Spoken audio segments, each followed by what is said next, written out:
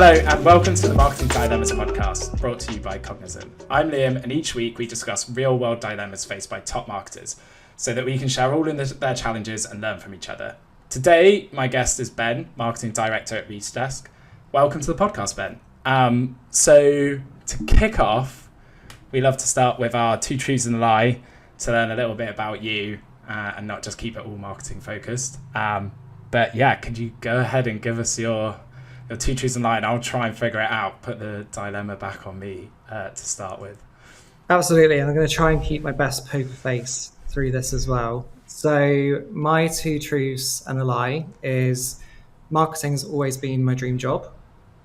I've travelled to 36 countries through work, and I've collected every single badge, lanyard, name tag from the events I've been to in the last 6 years. So I have a little bit of a cheat in that I know what you did previously, which I think we should tell everyone about anyway. So I'm going to say that the truth is that you've definitely been to 36 countries. And therefore I'm going to also say that your lie is that marketing was your dream job. But I would be astonished if you've collected every badge and lanyard, but I feel like we could dig into that as well. So which one are you going with? So I was going to say that the lie is that marketing is your dream job. That is correct. I think you're on 2 out of 2 for winning this at the minute, aren't you? Yeah, I am actually. I think the last one I completely messed up. But yeah, what was your dream job then? So my dream job, and it's probably still my dream job, one day I have this vision that I'll own a bar, and I've got it all, the concept is there, visualize what I want to do. I just want to be sat at the end of a bar, drinking my cocktails, being the best host that I can be, and giving everyone an incredible time as they come to my bar. Love that. Is that going to be in Mykonos? So for context, Ben's going to Mykonos next week and has been 2 times for this 3rd year in a row. So, I mean, I can imagine it with how you've sort of painted that picture that it could be at Mykonos. It probably should be in Mykonos. That would be iconic, wouldn't it? Give everyone an excuse to come and see me in Mykonos as well. Yeah, definitely. I was in New York last week, and a friend of mine there had partnered in a restaurant. So maybe you should also just get your LinkedIn network to partner in the bar.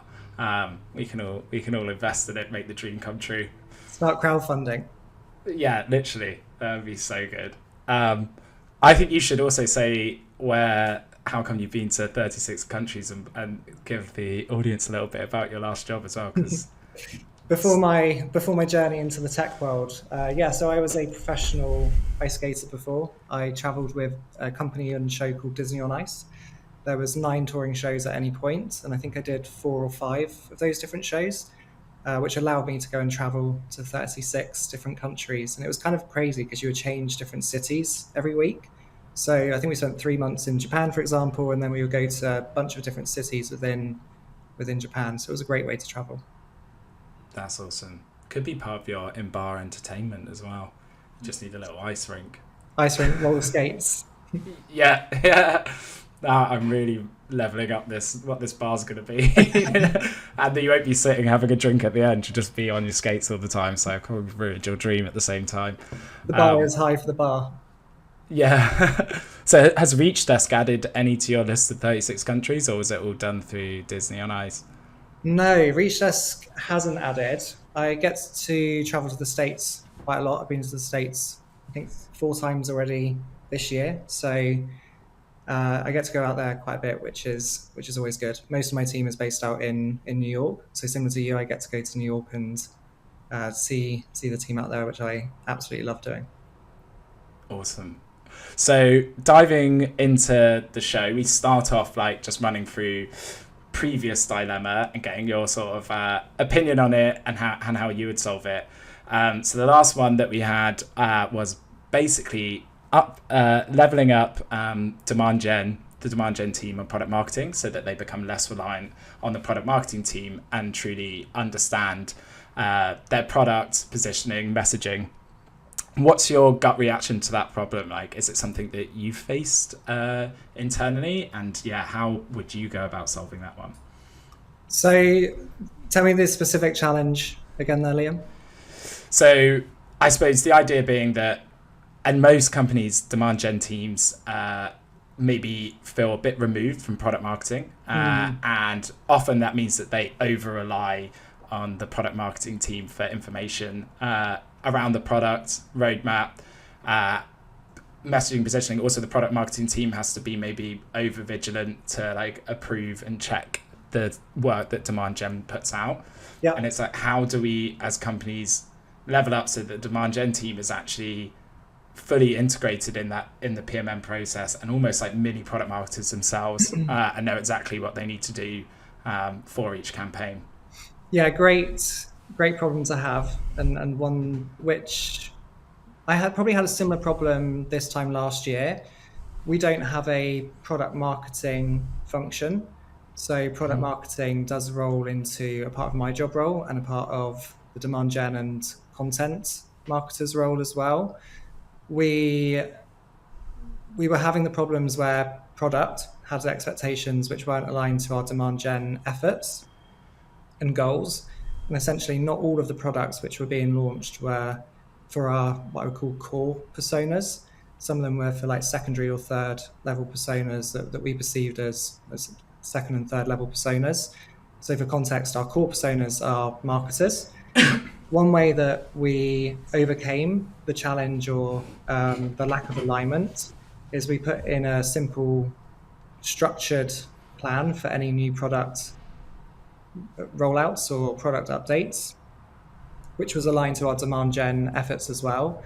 And just having really good communication and alignment on goals for the year, what's coming out for the year, it really helped us in demand gen to be a part of that conversation and influence products roadmap, but also for products to influence our campaigns and what's coming out and what's important as well. And then we developed 2 rollout strategies, one which is for our core personas. So it's a lot more effort that goes into it, budget, time, resources, etc.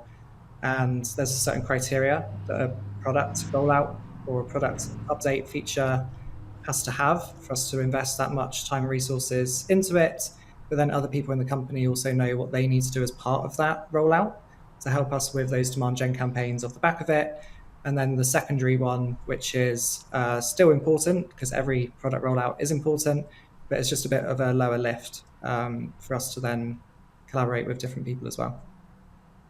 Nice. So Taz, if you're listening, there's further solutions to your problem. But yeah, I always think a tiering system like that when it comes to product launches is actually absolutely essential. Otherwise, everything becomes too much of a launch, and then you're just here, there, and everywhere all the time. So we've definitely had that issue as well, like facing between what release warrant what type of launch, because I think otherwise the expectation sometimes from the product team is that just everything is as big as the last or better, and it can't be, and it's not always worthy of it as well. So great. Actually, I think it'll be really cool before I get onto your dilemma, so that, because obviously you said you didn't have a PMM function, which I think will be of interest to some people, is to one, learn a little bit about Reachdesk, I suppose, who you are, what you do, and also a little bit about your marketing team and setup at the moment.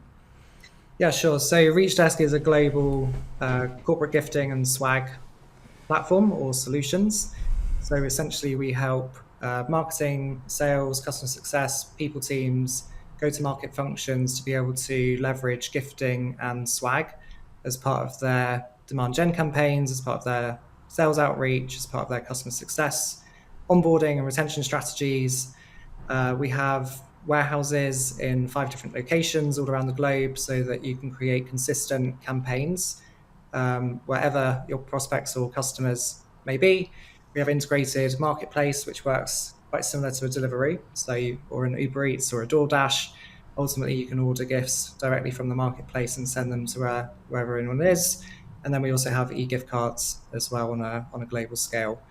But we also have the services team, which really work with you to bring your ideas and campaigns to life, which is great for smaller teams, but also for those teams who are larger and looking for kind of more inspiration and more niche ideas to tailor it to their audience that would work for them. As for my marketing team, we are a small but mighty team, so there's not a lot of us. But as a function, we really believe in all-bound as a methodology and kind of strategy that we use. So that's inbound, outbound partnerships, sales, all working together to drive pipeline and revenue. So we don't use MQLs, for example. We're really focused on booking qualified meetings and accelerating them through the sales cycle to achieve our revenue goals. But the way that we structure the marketing team is we have somebody in content and community. That's Kinga, our fabulous Kinga, who looks after all of our content strategy and execution. We have Gavir, who is doing everything demand gen and a little bit of customer marketing. We then have Daniela, who is our awesome design lead. One of the things I'm really proud of and absolutely love the most, and I think you'll probably relate to this being in brand yourself, is the importance of having like a really strong brand. And I think Daniela does an exceptional job of positioning our brand really, really well. Then we have Brandon, who is our head of business development, and he looks after quite a large business development team that we have. So we currently have 10 BDRs going after all those signals and really working our key accounts and applying different ways of being able to break into them. And we have Sarah, who is in digital. She is an absolute digital whiz and looks after all of our paid media, all of our digital advertising, but also our website as well. Amazing. I'm always a little bit disappointed that Brandon isn't in brand. I worked at a company before where Brandon was in brand, and my childish humour got too much joy out of it, especially if I ever needed to email brand, and I just started with brand because it didn't matter because it was either going to be Brandon or brand. So just hey, brand. Alas, next time. Well, thank you for running us through that. So we'll get into the show now, and what is the dilemma that you're bringing today? And give us the full lay of the land, and exactly how it's challenging you.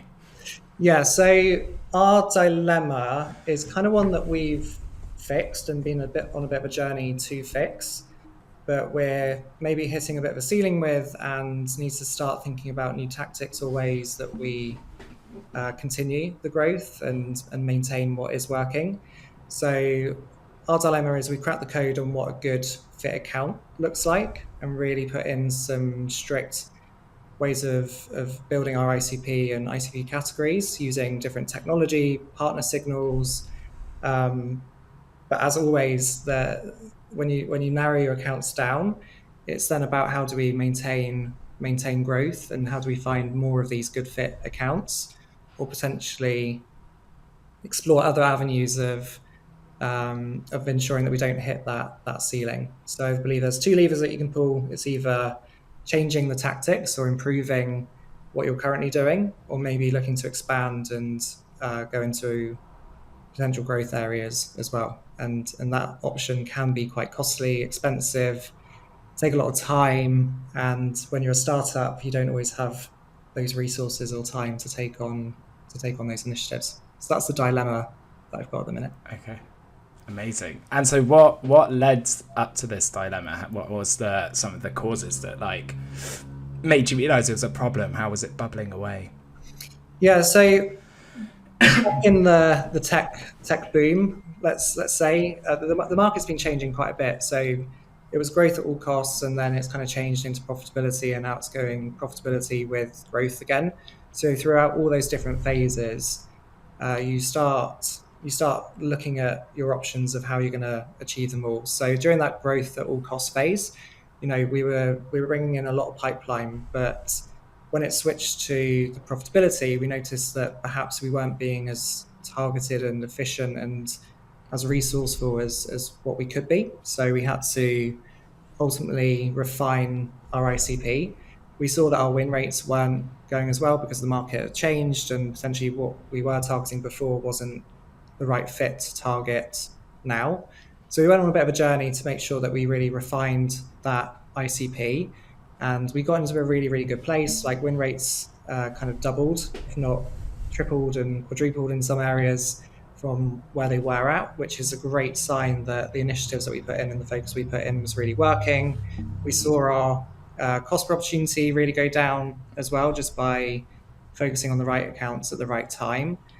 And this is maintaining, but my big concern and worry is well, what happens when we kind of exhausted all these accounts, or these accounts are now really aware of us and it's a timing issue, or like when is the finish line on this list, and how do we sustain future growth to make sure that as a business we can achieve the goals of being profitable but also growing at the same time. Yeah, it's a balance between basically seeking new opportunity and where you can find that, and still having that growth mentality that we had previously, but also obviously the needs of the business and actually the goals that we want to achieve.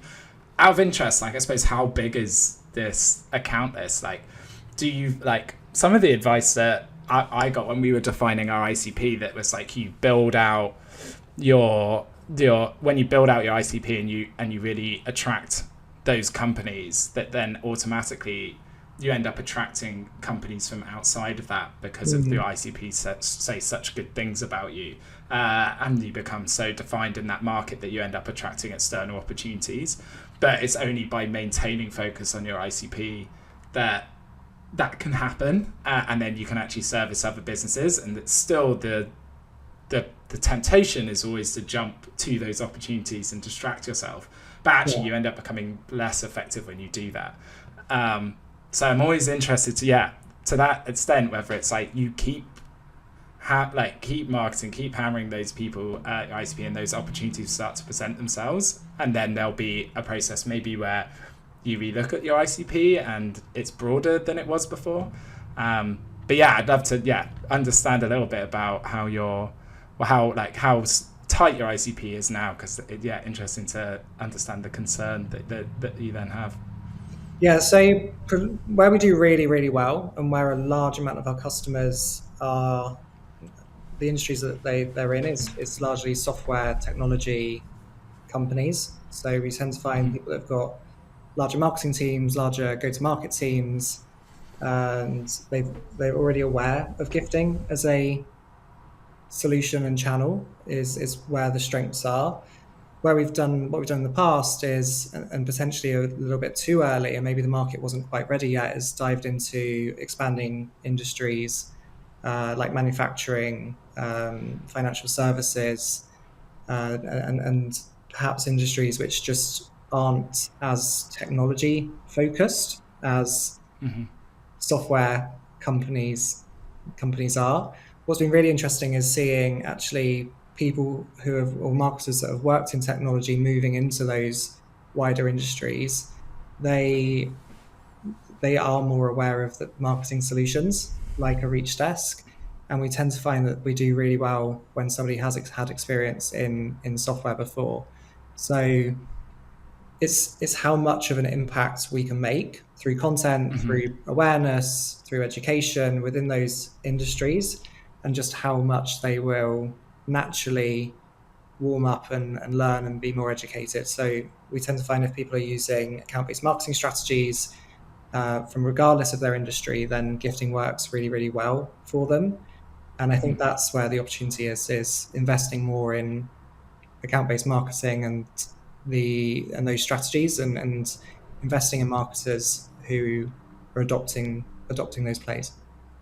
Yeah, maybe it's like the expansion of the ICP in the future is outside of traditional sort of industry verticals and more along the line of ABM tactics, although that's harder to go out and find that data for, significantly harder.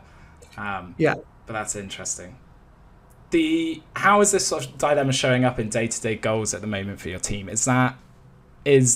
Do you find that at the existing moment in time that there are opportunities that are coming up that you feel are being missed because of having that more rigid focus, or is it showing up in sort of different ways? Yeah, I think the challenge that I'm trying to really solve for is identifying more of these accounts and doing it without having to invest wildly in more data and technology and platforms. Like we don't have a huge Mm-hmm. ops team at Reachdesk, so when we adopt a new tool, we have to really implement it ourselves. And I only ever love implementing tools once I've nailed the strategy and we're really confident in the strategy and we've tested it and it works. So I think it's the challenge is that we need to now start looking at finding more accounts for the team to sustain the growth that we want to and ensure that the direction that we're giving is as good as what we're currently able to do. And I think where I'm excited about is AI is massively starting to pick up and help solve a lot of these problems. It's still early days, and I think the expectations around AI is quite high for maybe where it's at. So a lot of the tools that we already use are coming up with new updates and new features and launches. And one of the challenges that I find is it's hard enough to keep up with the tools that you're already invested in, let alone looking outside and looking for potentially new tools which you need to start learning about all over again. So that's always a time balance I have as a leader of investing in what we already have, but also keeping my options open and being very much aware of other advances in technology that perhaps we aren't currently adopting or using right now. Yeah, that's kind of much like the ICP problem of like working on what you've got versus, again, exploring new opportunities. And that definitely is the case with tech. Like, we could acquire a new piece of tech every month if we wanted to, but then it's like, are we actually using what we've got to its best extent already? It's just an absolute headache. I suppose I'd love to dig into that further. Like, what have you, I suppose, two parts to this question, and we can like do them separately if you like, but it's like, what have you tried already that's like, and that could maybe be just on the upside that you guys managed to implement yourself to help solve for this, like, and expand accounts, and what also tech have you tried? Where's this the opportunity you're seeing with AI? I think everyone would love to know about that, because I just think everyone's struggling with the same thing at the moment. Yeah, so I can talk maybe about some impactful pieces of technology that we have adopted and that has really helped us with defining our ICP as what we have it as today.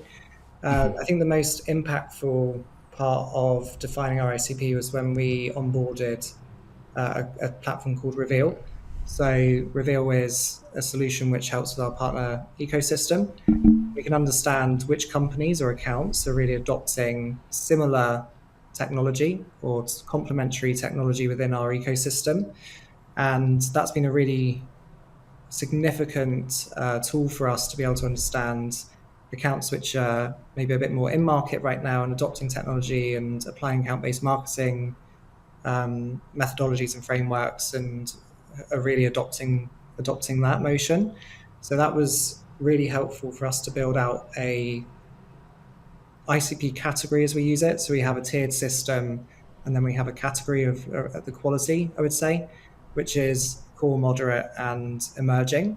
And what we want to do is make sure that that core list is really, really refined, small, targeted. Whenever we get additional signals from ABM platforms and our intent tools within those accounts, then the BDRs and the sales team know what's happening, why that's important, and more importantly, what the next thing is that they need to do off the back of it and where to find that information. Since we've been following that system, we've just seen our appointment scheduled to conversion of qualified meetings go up significantly. So I think it was from like 50% to 65%. And then we've also seen our win rates improve from that as well as deal cycles shorten, because we're hitting people at the right times with the right message, and it's just landing and making a lot more sense ultimately. I think where I'd like to get to in the future is, because we have a bunch of accounts in our Salesforce, in our CRM, the challenging bit is looking at more of that first party data, and that takes up a lot of time and research. And essentially, when you onboard a new rep, this is the bit which takes them a long time to get their head around of where do they look for that information? How do they go about doing that research?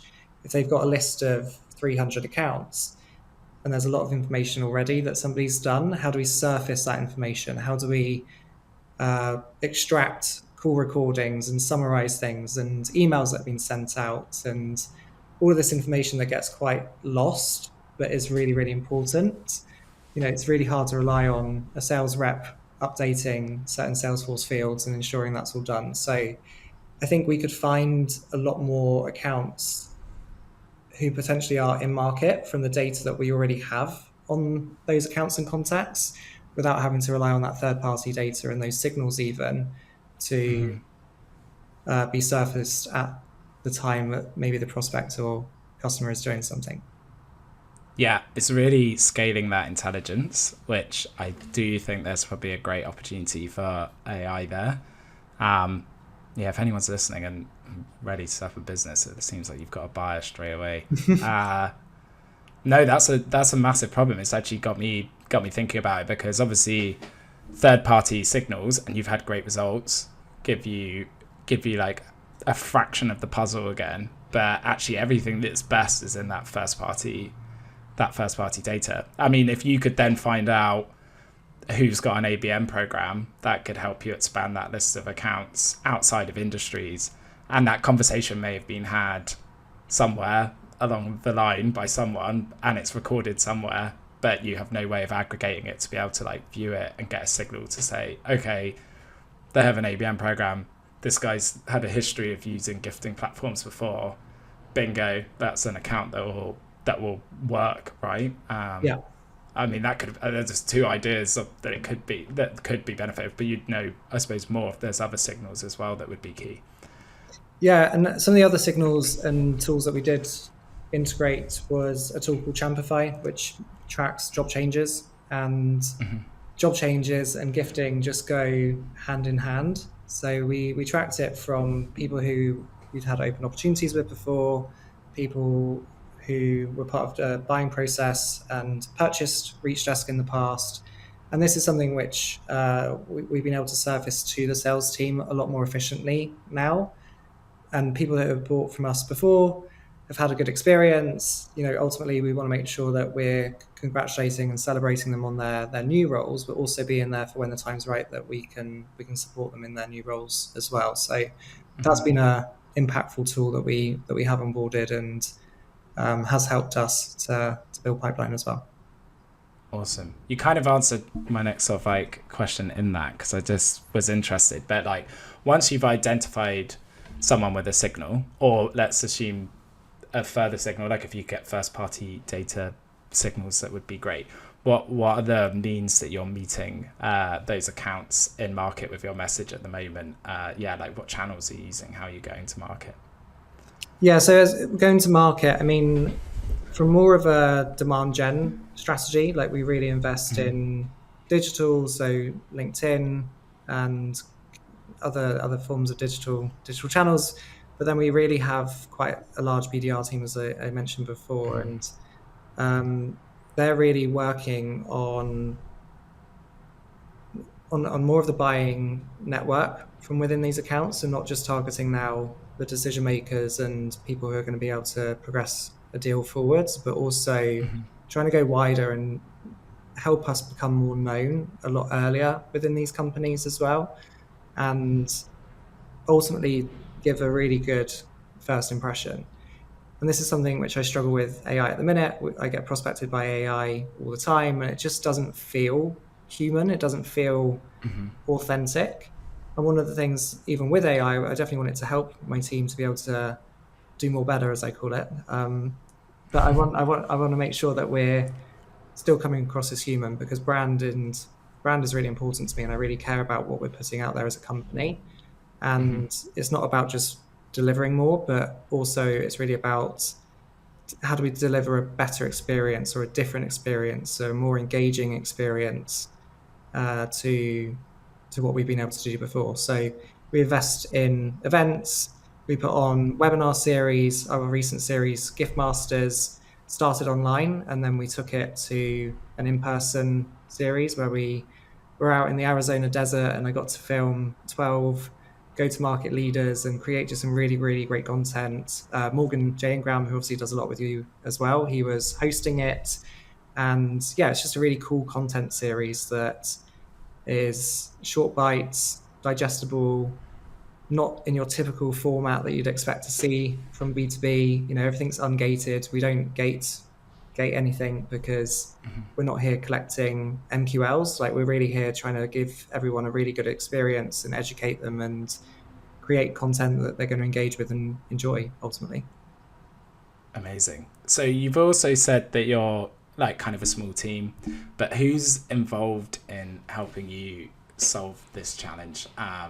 Is it all sitting on your shoulders, or do you see this challenge as being split between yourself and some of the sales leadership? I suppose if you don't have like a big RevOps team, but would you see them involved as well?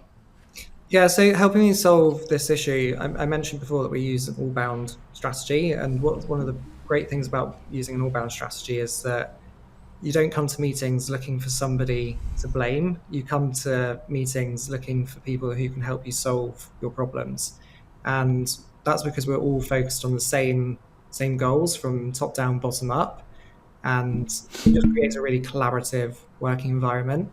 When you are working in a smaller team, you just don't have the time to be able to afford to do things on your own. You know, you need to be able to collaborate with the people around you. So one of the things that we do is every Monday we have a go-to-market ops meeting, which is essentially all of the go-to-market leaders, so account managers, customer success, sales, marketing, operations, professional services. Like, anyone who touches the customer and revenue is involved in this meeting, and we go through what our key problems are, what our challenges are, give status updates on projects, and then we dive into smaller focus groups where needed to be able to help solve these problems. So ICP isn't just an issue for pipeline and generating pipeline. It has such a big knock-on effect to retention and to the happiness of our customers, and making sure that, you know, customers stay with us for a long time, that this is really a big one that everyone needs to be aware of and needs to be helping to solve as well. Yeah. So in those meetings at the moment, it's something that everyone therefore is like comes aligned on. Everyone's like in agreement because it's going to benefit them from their bottom line as well, from all perspectives, essentially. Yeah, I mean, I can bring in pipeline, but it's not going to close, and it's probably not going to. They're not going to stay with us for a long time. So it's really important that we bring in high quality pipeline that converts ultimately. Awesome. So you've mentioned a couple of these, and there might not be any more, but I'm going to ask it anyway, just in case there's anything else. Because obviously an internal constraint is bandwidth, as you mentioned, and doing everything as a small, nimble, dynamic team. And an external constraint is tech, and actually being able to surface the intelligence that you have that would actually benefit being able to find those new accounts. But are there any other internal or external constraints that are kind of holding you back at the moment from solving the dilemma as well? I guess it is just market readiness. So, you know, gifting is a perception of gifting. Some of the challenges that we have is gifting is seen as a bribery. We are a global business, so, you know, we sell and we market to companies globally, and different regions and different countries have different perceptions on gifting as part of especially in the B2B world, and what's deemed appropriate. So a part of it is that we have to be considerate of that, and we have to educate people in different regions with different forms of content and help them to overcome some of these perceptions that they might be facing when it comes to gifting. And I also think that, I think that's probably the other main challenge that we have as a business is helping people to understand how to use gifting, because not everyone does it still. Which I find crazy, because if we think about, you know, Seth Godin and talking about being a purple cow and standing out in your marketing and taking risks and being remarkable, like, gifting is a huge way that you can be remarkable, and especially when everyone's investing in AI and AI is allowing people to send more and do more and kind of spam more. Gifting is a great way of being able to stand out from that spamminess and really deliver those moments that matter. But as we look to expand into new industries, or if we look to expand into new industries and new markets, then that's always something which we're going to have to think about and overcome as well. And how do you solve for that currently? Is that something you do through content and education? Do you have to, like, who's the blocker internally in companies for that? Do you have to get legal involved in that marketing? I'd love to sort of understand that one a bit more. Yeah, definitely. I mean, a lot of the time from the earlier on in the process, it will be marketers' perceptions around gifting. Maybe they've tried it in the past and they've done it, but something they've done hasn't necessarily driven the results that they would have liked or hoped for, or maybe something just wasn't right. Maybe they've been burnt by a provider in the past with their gifting. So all of these things come into play. Sometimes they might be marketing to a certain industry which perceives gifting differently. So some industries that you might be using gifting for just can't receive a gift. And it's really important to understand what those industries are. And some ways that you can get around that is thinking about it more as like branded collateral. If you're sending out a white paper, you can include maybe some branded collateral to go with it and some branded merchandise. And it's just an extension and elevation of what you're already doing. I think sometimes people think about using gifting as kind of a siloed channel, whereas really where I see it working best is kind of an amplifier to the channels that you're already investing in and using. Thinking about ways that you can get more from what you're already doing, rather than thinking about, if I add gifting as a tactic on its own, that I should see X, Y, Z results from it. But if I add it to what I'm already doing and elevate that experience even further, then I'm getting more from what I'm already investing in. So yeah, there's different obstacles within different companies that people go through with their gifting journeys.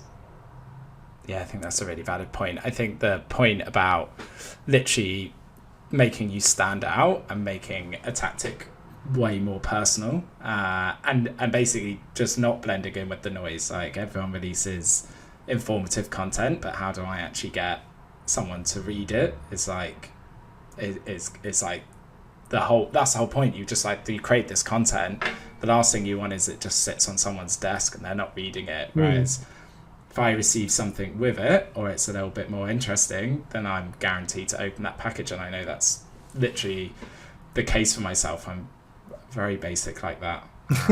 Someone sends me something to eat and I'll probably eat it whilst I actually read the content, because now all of a sudden I'm engaged. But yeah, it's a very good point. And so you get so creative with it, around your event strategy. We sponsored a pickleball court at a trade show, and everyone we wanted to meet with, we sent them one paddleboard, and then they had to come meet us at the stand for their second paddleboard to complete the set. So that was part of our event strategy and a way to drive attendance to our booth at those events. We also did it as part of a hotel room drop. So that was really cool. When they got to their room, they had that experience there waiting for them. And what this does is just makes you stay top of mind for a lot longer. You're looking forward to going into that like partner booth area, essentially, at a trade show, which is normally the area that you least want to go to, because you've got something fun in there that you can go and play. Or if you're thinking about your email, maybe you're including a gift as part of your email cadence for your top tier prospects, and you're trying to convert them through that way by sending them something and giving them something before having that ask, and then putting the ask within the gift notes. Once it lands, putting the QR code in there where they can book a meeting. They're just like really scalable ways of adding gifting to what you're already doing. I love that. I love going for paddle as well, because it's such a popular culture movement at the moment. That's like genius. I mean, I actually want to pick your brains more on this in general, but they're like some really cool ideas. I always think if you can align it with something that's in popular culture at the moment, then you just like double down. I think you double the impact of that campaign straight away. I think some of the problems actually that I find with gifting as well, and it's like choosing the gift and being smart about it and being intentional is like part of the issue. I think often people go for things that, I don't know, they're just not gonna land for obvious reasons. They're like, no, without sounding too like privileged, just another bottle of something isn't gonna move the needle. But like an idea that a gift that sticks is obviously what's going to land with people and actually keep you top of mind, like something they might take back and actually talk about. But that just goes back to that whole emotional connection in marketing, and it's not it's not removed from gifting as well. It's exactly the same. You want to create some sort of like emotion out of the gift that you provide. So for your back, I suppose we deviated slightly, but this is the whole point of the show, so I don't mind. But back to your issue in the sort of expanding your account list. What would success look like for you in this scenario? Yeah, so I think success in this scenario, I'd love to be able to keep growing our pipeline goals and targets, and that has happened over the past year. We've seen that we've been able to add more pipeline month on month without reducing our win rate. So the quality of pipeline that we're bringing in is still converting really, really well. From that first conversion of appointment schedule to first qualified meeting to then scoping and the later stages and finally close one. And that's where I'd look to make sure that the pipeline is, even when we're expanding, that the pipeline is still converting. And I really work with our sales director to make sure that we are analyzing that scoping stage, the scoping from to legal stage, and make sure that they're within the right percentages that we want them to be.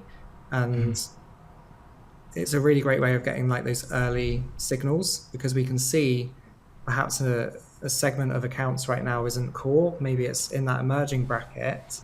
If they're not converting as well, and maybe we can learn from that earlier on and make some changes again. So ultimately, I'd love to ensure that we're able to increase the amount of target and key accounts that we have, but without losing the quality and the impact from doing that.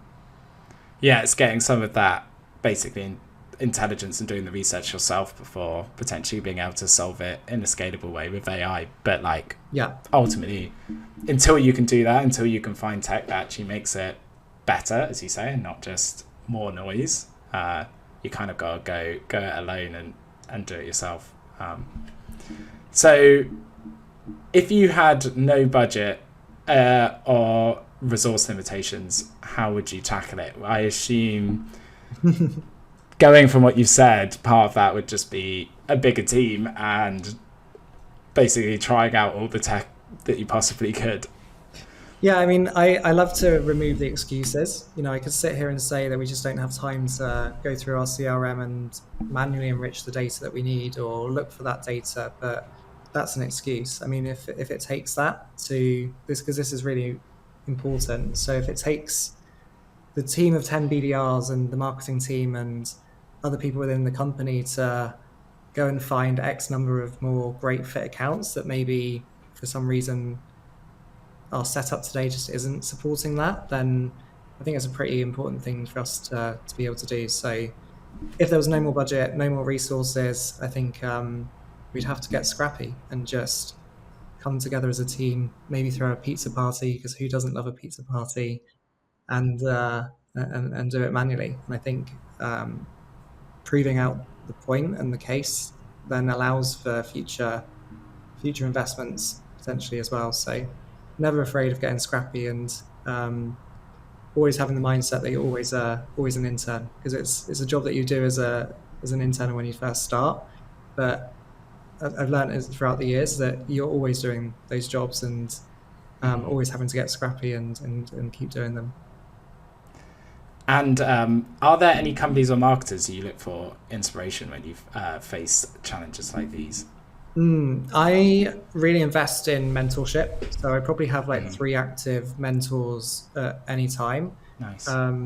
That's either sales mentors, marketing mentors, go-to-market, leader mentors. I really invest in mentorship. I love being able to bring a problem that I'm facing internally and take it to somebody externally, or it's even great to understand challenges that other companies are facing on a deeper level and be able to see if I can help and support them as well.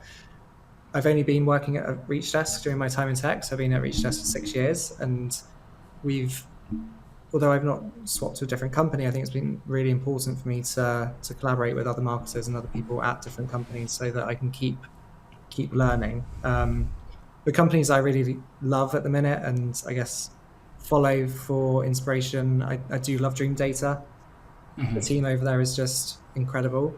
Attribution is a massive problem for a lot of marketers at the minute, and they're putting out great content and helping a lot of people solve that challenge. So Dream Data is just awesome. They're a company that I'd love to work with in the future. Other companies that I look to, Superside from a brand perspective, and actually one of Sophia, who was on our team, has just moved to Superside, and I couldn't be happier for her because it is an incredible company. But yeah, I look a lot to their brand and how they push boundaries with B2B. It feels very B2C in what they're doing, but it's really, it really is B2B, and they're a cool brand that I follow as well. Awesome. And what's your next step in solving this challenge, or what step are you due to take after this conversation? Well, I'm definitely going to enjoy my holiday next week and come back refreshed to tackle this challenge. But yeah, it comes back to the foundations, and really, first of all, thinking about the goals and defining what the goals are and why this might be important for us to do in the first place. And then it goes into the research and making sure that we've got the right data and we've got the right means to be able to go in a direction. And then it's testing and trialing and failing and learning, setting that within, using SMART goals to be able to do that, but really testing and learning and collaborating with others in the company to make sure that we're not missing anything. And then it'll be scaling, whether that's looking at different tech to help support that, whether it's looking at different investments that we might need to make. Then it's about scaling from failing. Okay, so everyone's heard that. Hit Ben up if you've got a solution to this problem, because he's on the lookout. Or if you just know anything as marketers as well that will actually help, rather than try and pitch him, because I'm noticing I'm going to get a million cold calls. But thanks for coming on, Ben. It's been and thanks for sharing your dilemma. It's been great to hear it and learn from it as well, and hopefully everyone else has learned something today, and especially thinking about how they can integrate gifting into their strategy, because I thought that was super interesting. But yeah, enjoy Mykonos. What's the first plan for when you get there? Is it just cocktails by the pool? Cocktails by the pool. That's the only plan. Love it. Well, thanks for coming on. Appreciate it, and we'll speak soon. Thanks, Liam.